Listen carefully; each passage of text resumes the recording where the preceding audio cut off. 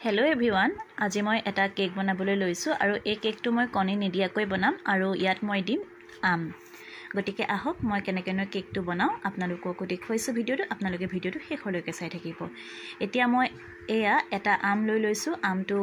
সম্পূৰ্ণকৈ দিয়া নাই অলপ কাটি ললো আৰু এতিয়া দেখিছে মই মিক্সি জাৰ এটা দি লৈছো আৰু সেইখিনি মই পেষ্ট বনাই ললো। এতিয়া মই চাহ খোৱা কাপেৰে 1.5 কাপ আটা লৈছো মই ময়দা নাই দিয়া আটাৰে বনাম আজি কেকটো আৰু দিছো 1 কাপ গুড়ি কৰি লোৱা চেনি লগতে দিছো 1 চামুচ বেকিং পাউডাৰ আধা চামুচতকৈ কম একেবাৰে অকনমান দিছো সোডা আৰু এতিয়া ধুনিয়াকৈ এইখিনি মই এইদৰে সালি লৈছো এইদৰে সালি ললে কেকটো বহুত কোমল হয় আৰু ভাল হয় আৰু খাবলৈ কোমল হয় যেতিয়া আৰু এয়া দেখিছে ন অকনমান গোটা গোটা যে দেখিছে সেইখিনি মই ৰাখি থৈ দিলো এক্সট্ৰাকে একেটা কাপৰে আমৰ পিউৰি মোৰ আধা কাপ হল আৰু সেইখিনিও মই এইদৰে চাকনিখনতে দি দিছো যদি আমৰ পিছুতে মানে যদি গোটা গোটা ৰৈ গৈছে সেইখিনি তেতিয়া চাকনিখনতে ৰৈ যাব আৰু তলত যদি গুছি যায় কেকৰ বেটাৰখিনিত বেয়া হৈ যাব খাবলৈ কেকটো আৰু এয়া মই ধুনিয়াকৈ সালি লৈছো এইদৰে চামুচেখনে ঘূৰাই ঘূৰাই দিছো তেতিয়া তললৈ এইদৰে পিউৰিখিনি ধুনিয়াকৈ পৰি গৈছে আৰু এয়া দেখিছে এইখিনি হৈ গল আৰু লগতে এতিয়া মই দিছো আধা কাপতকৈ অকনমান কম ৰিফাইন তেল আৰু এতিয়া ধুনিয়াকৈ মিক্স কৰি লব। এতিয়া যেহেতু আম সকলোৰে ঘৰতে আছে আমাৰ ঘৰতো আছিলে সেইকাৰণে ভাবিলো আজি আমৰে কেক এটা বনাই চাওচোন আৰু কিন্তু মই আজি প্ৰথমবাৰ বনাইছো আমৰ কেক কেনেকুৱা হয় নাজানো যদি ভাল হয় তেতিয়া ভিডিওটো দিম আৰু যদি বেয়া হয় ভিডিওটো নিদিও আৰু এয়া দেখিছে নহয় মই আধা কাপ দিলো আধা কাপতকৈ অকমান কম দিছো গাখীৰ দিছো এৱা গাখীৰ হয় আৰু এয়া ধুনিয়াকৈ মই মিক্স কৰি লৈছো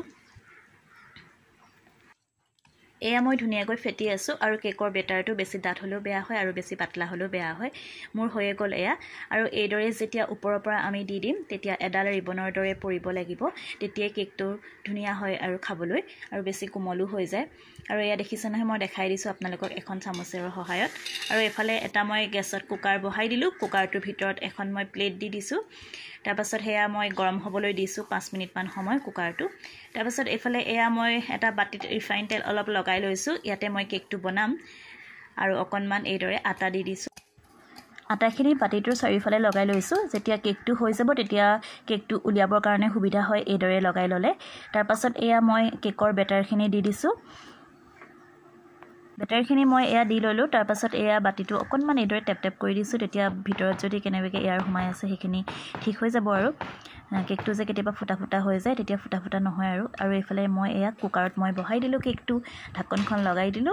এতিয়া মই এটো আধা ঘণ্টাৰ কাৰণে ৰাখি থম কুকাৰটো নুখুলো আৰু আধা ঘণ্টাৰ পাছতে মই কুকাৰটো খুলি চাইছো আৰু এয়া দেখিছে নহয় কেকটো পুৰা ধুনিয়াকৈ হৈ আছে মই তাৰ আগতে এবাৰো খুলি চোৱা নাই কিন্তু কুকাৰৰ হাফৰটোৰ যে হুইসেলটো থাকে তাৰ হে ফুটাটোৱেদি এডাল কাঠি সময় চাইছিলো তেতিয়া মই একো হাতত লাগি অহা নাছিলে সেইকাৰণে গম পালো আৰু কেকটো হৈছে বুলি তাৰ পাছত এয়া মই ঠাণ্ডা হ'বলৈ দিলো ঠাণ্ডা হোৱাৰ পাছত মই এয়া কেকটো উলিয়াই লৈছো আৰু এয়া দেখিছন ইমান ধুনিয়াকৈ হৈ গৈছে কেকটো আৰু আজি মই প্ৰথমবাৰৰ বাবে আম দি বনাইছো গটিকে ভাল হৈছে কাৰণে ভাল লাগিছে আৰু এয়া সব ধুনিয়া হৈছে কেকটো ধুনিয়াকৈ ফুলিও গল আপোনালোকেও এইদৰে বনাব পাৰিব কেকটো মই এতিয়া আপোনালোকক কাটি দেখাইছো এয়া মাইনাকে কাটিবলৈ দিছো আৰু চাও আৰু ভিতৰটো কিমান ধুনিয়াকৈ হিজিলে কেতিয়াবা আকৌ বাহি সাইডটো ধুনিয়াকৈ হিজে ভিতৰ সাইডটো নিহিজে কিও থাকে নহয় সেইকাৰণে কাটি চাও আৰু আপোনালোককো দেখুৱাও ভিতৰটো হিজিছে নে নাই আৰু এয়া চাওক এতিয়া মাইনাই কাটি দিলে হিজিছে দেই ধুনিয়া হৈছে কেকটো এয়া চাওকচোন কিমান ধুনিয়া হৈছে ধুনিয়াকৈ কেকটো হিজি গল আৰু মই এয়া দেখাই দিছো কোমলু হৈছে যথেষ্ট এয়া দেখিছে ধুনিয়া কোমল হৈছে স্পঞ্জি একদম পুৰা আৰু এতিয়া মাইনাক খাবলৈ দিও খাবলৈ বা কেনেকুৱা হৈছে ন খোৱাটো হে মেইন আৰু টেষ্টটো আৰু এয়া মাইনাক দিছো খাবলৈ মজা হৈছে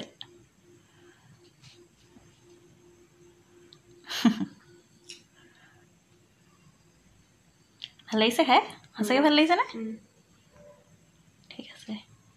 আজিৰ ভিডিওটো তেনেহলে ইমানেই আছিল আৰু যদি ভিডিওটো ভাল লাগিলে প্লিজ লাইক কমেন্ট কৰিব আৰু আপোনালোকে যে কমেন্ট নকৰে মোৰ বৰ বেয়া লাগে কমেন্ট এটা কৰিব আকৌ পুনৰ নতুন এটা ভিডিওতে আপোনালোক সকলোকে পুনৰবাৰ লগ পাম আজিলৈ আহিছো বাই বাই